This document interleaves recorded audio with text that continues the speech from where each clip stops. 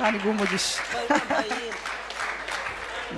biza gusiga uhagaze bazaruhira ubusa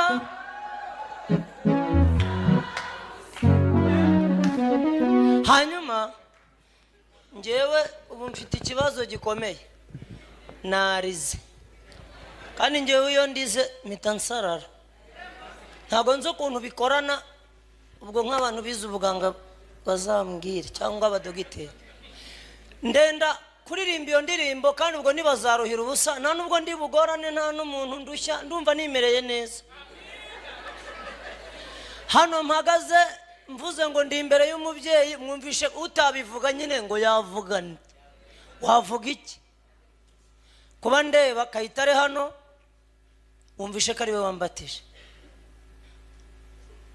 buriya mu mateka yanjye naherukanaga hano n'umudamu mube muretse mwumve twaje mu marembo no muri bya bindi hari abantu tubiziranyeho mu ihema no mu marembo hanyuma igihe nk'icyo umwaka ushize ntekereza ko umudamu wanjye atumvaga atarebaga umugabo ntanga ni Kayitare Pasiteri Jean Baptiste ari mu bantu bamusanze mu bitaro rw'inkwavu amurambikaho ibiganza nzi neza ko madamu atabimenye mukaba inama ko ariko bakwita wowe ntiwabihamya ntago nabeshye ubu rero muri iri teraniro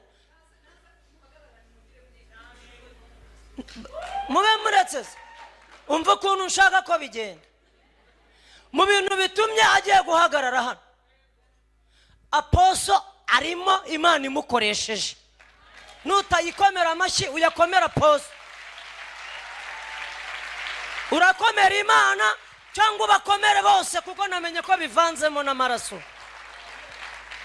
uyu mwaka washize iki nari kuba narapfakaye yewe madamu yari ameze nabi ariko bamaze korohera mu bintu bavuze wakoze njyewe wakoze ibintu byinshi nta message yawe njya nsiba ariko buriya umuntu ansabye nimero yawe mfite umuntu nohereza nabo bari hano tuvugana witwa Berenari nkamubwira ko hari umuntu umbwiye ngo nimero ya Poso njyewe ubwo bubasha ko numva nta bugira reka mukwihe hanyuma umungerezeyo nanjye ni wowe ujya unjyana iyo mbonye Berenari ampamagaye mpita menya nubwo umubyeyi aranshaka agahita nawe ambwira ati ko umubyeyi yavuze ngo urihe ahantu hose naba naringeze nanakata kubera ko nanjye yambereye iki njyewe rero muri uyu mwaka niwe wanyishyuriye ideni ryatumye mubona ndira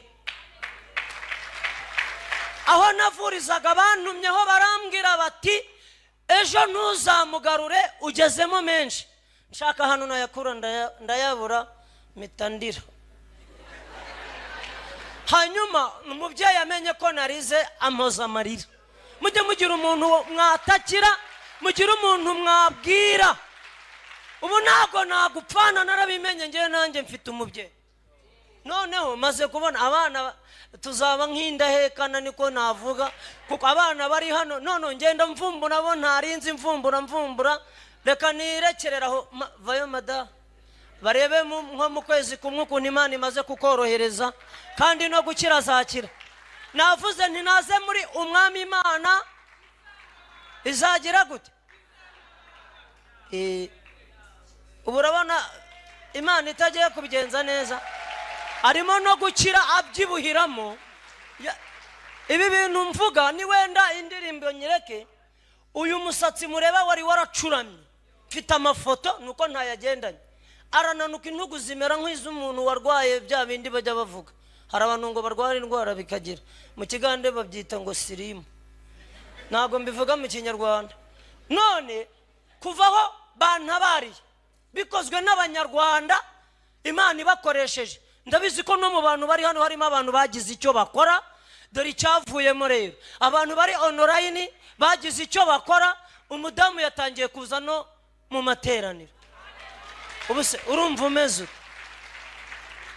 tubwira ukuntu wumva umeze Haleluya Haleluya ndabashuje mu izina rya Yesu. Shimye Imana ko ahanjye batakibukwa kandi nyine mwese mwabigizemo uruhare. Utaratanze amafaranga yarasengeye umubyeyi wacu nyine bibakarusho kugira ngo ndi nk'imfura ye. Je nkurikije igikorwa cyabaye abandi reka mbibagize ninjye mfura ye nkurikije ibyambayeho. Haleluya. Ndi impande z'ababyeyi benshi kwa muganga Kayitare, na mbere yuko njyayo nubwo nari ndebye ndabizi yarabanje aransengera. Isengesho ntiryakoze ubusa, uko yabwiye Imana yarumvishe. Ngiye bunizera no kubaho ubu ndapfutse, ariko nubwo mpfutse numva bizavaho. Nagarutse kwa mukecuru kwa mabukwe, ubu bintu biratunganye. Nkora mu biganza nkora mu biganza bye n'iki gipfuko kizavaho. Imana niduhana umugisha. Andi ari iyi minota ya wundi nshiriramo ivuga ngo bazaruhira ubusa kuko niyo bansabye. Bwira umuntu mwegeranye ngo Satani n'abadayimoni bazaruhira. Komera Imana amashini yizakurwanirira.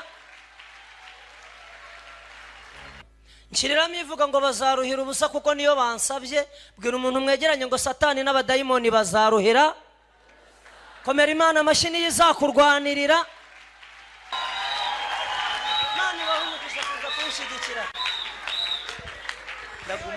Haleluya, haleluya. Katwakire nice. Haleluya. Amen. Haleluya. Ngiye kuririmba indirimbo ngo ariho. Yalele. Umva wahanuwe na Yesaya.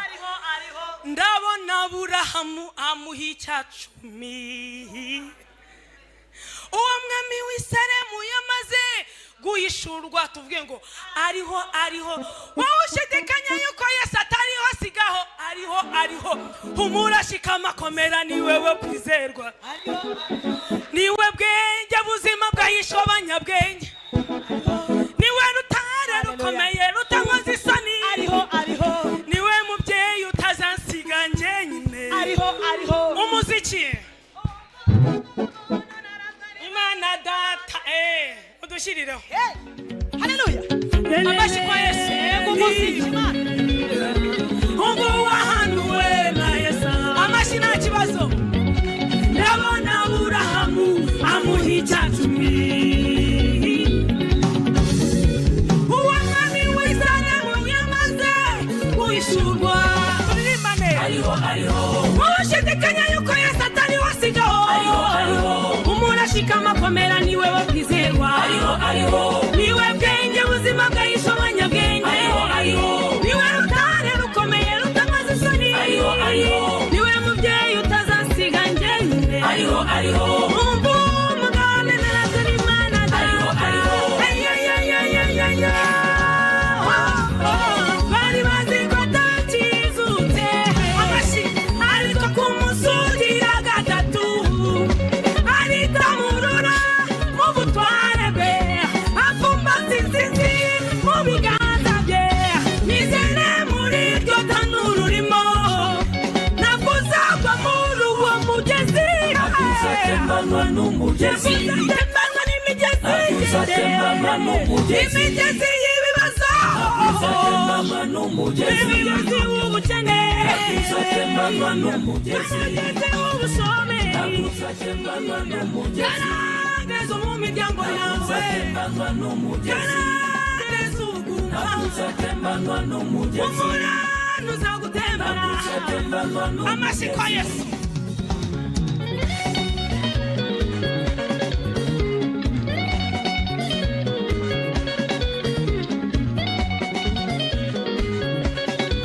Amashi kwa Yesu. Ntacyo bitwaye. Mu mihanda ya Yerusalemu baramurabuswe. Bamubonye atambagira mu mbaraga ze nyinshi. Muri bwa butayu bukakaye yabanye nawe. Igihe nagiraga inyota nyinshi yanjyanye ku iriba. Indirimbo igihamya cy'uko Yesu ariho mu ruho mwami wacuraye.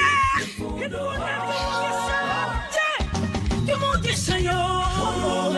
harimo ipfundo ry'amahoro amashyi kwa Yesu nakuye indirimbo igihamya cyuko Yesu ariho mu ruwo mwami wacu hari ipfundo ry'amahoro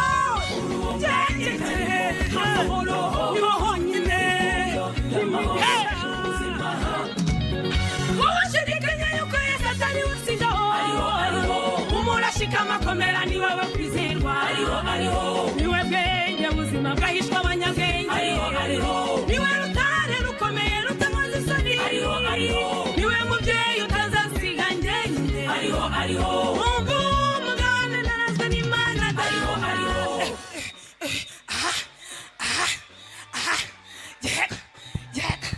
sawa